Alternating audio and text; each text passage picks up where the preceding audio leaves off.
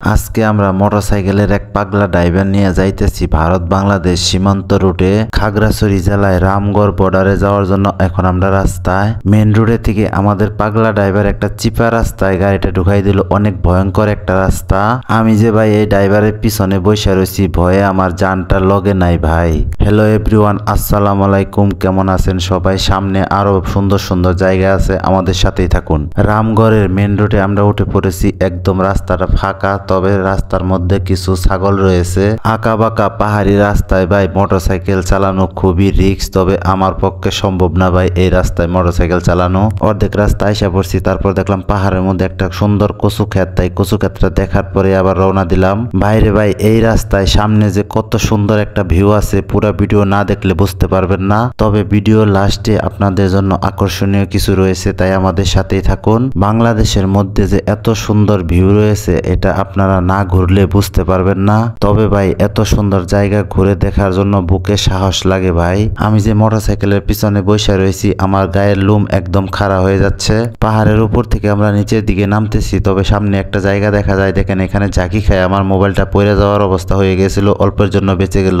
এখন আবার খাড়া পাহাড় উঠতেছি ভাই। এটা তো মোটরসাইকেলের ড্রাইভার না, এটা বিমানের পাইলট। পুরা রাস্তাটাই আপনারা দেখতেছেন একদম ফাঁকা। ফাঁকা থাকার কারণটাই আসলে আমি বুঝতে পারতেছি না। যে কোনো কারণবশত বা রাস্তাটা ফাঁকা রয়েছে, যে কোনো সমস্যা হয়েছে হয়তো বা রাস্তার মধ্যে। আচ্ছা, সামনে গেলেই বুঝতে পারবো রাস্তায় কোনো সমস্যা হয়েছে কিনা। এই রাস্তাটা হচ্ছে ভারত বাংলাদেশ সীমান্ত রাস্তা। দেখেন সামনেই দেখা যাচ্ছে বিএসএফ এর ক্যাম্প। আমাদের বাংলাদেশের রাস্তার পাশে দাঁড়িয়ে ভারতের বিএসএফ এর ক্যাম্পটা দেখলাম। দেখার পরে আবার সামনে এগিয়ে থাকি। রাস্তার দুই পাশে পাহাড়, দেখলে প্রাণটা জুড়িয়ে যায় ভাই।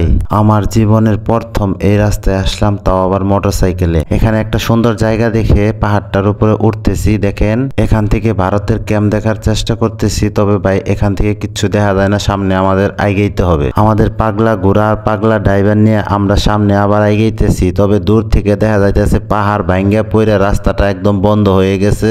এই সমস্যা হওয়ার কারণে হয়তোবা এই রাস্তায় কোনো গাড়ি ঘোড়া নাই। বাইরে ভাই দেখেন পাহাড় ভাঙ্গা একদম রাস্তার মাঝখানে পড়েছে। এখন রাস্তার মধ্যে এই মাটির পাহাড় মোটরসাইকেল নিয়ে কেমনে ওই পারে যাব ভাই? দেখেন ভাই এই রাস্তার মাঝখানে যে মাটি পড়ছে, ভেকু দিয়ে কাটলেও প্রায় 2-3 দিন লাগবো। তবে এখান দিয়ে মোটরসাইকেল পার করা তো সম্ভবই না। এই রাস্তার পাশে জঙ্গলের ভিতর দিয়ে এক পাহাড়ি চাকমা একটা রাস্তা বানাইছে। পার করলে মোটরসাইকেল 100 টাকা দিতে হবে তাকে। 100 টাকা দিয়ে ওই পারে যাইতাম, তবে রাস্তাটা দেখে ওই পারে যাওয়ার সাহস পাইলাম না। তবে করার কিছুই নাই ভাই, আপনাদের রামগড় বর্ডারের কাছে নিয়ে যাওয়ার কথা ছিল, রাস্তার কারণে সেটা সম্ভব হলো না ভাই, সরি। আপনাদের মধ্যে যদি কেউ এই রাস্তায় বেড়াইতে আসতে চান, অবশ্যই এখন আসবেন না, রাস্তাটা ঠিক হওয়ার পরে আসবেন। এখন ঝুঁকিপূর্ণ রয়েছে, তাই এখন আমরা বাসার দিকে ব্যাক করতেছি। সামনে আর যাওয়া সম্ভব না। ছোট্ট একটা দোকান থেকে একটু ব্রেক মারলাম। ভিডিওটা ভালো লাগলে একটি লাইক দিয়ে শেয়ার করে দেবেন ভাই। সীমান্ত সড়ক দেখতে গেছিলাম ভারত বাংলাদেশ সীমান্তে।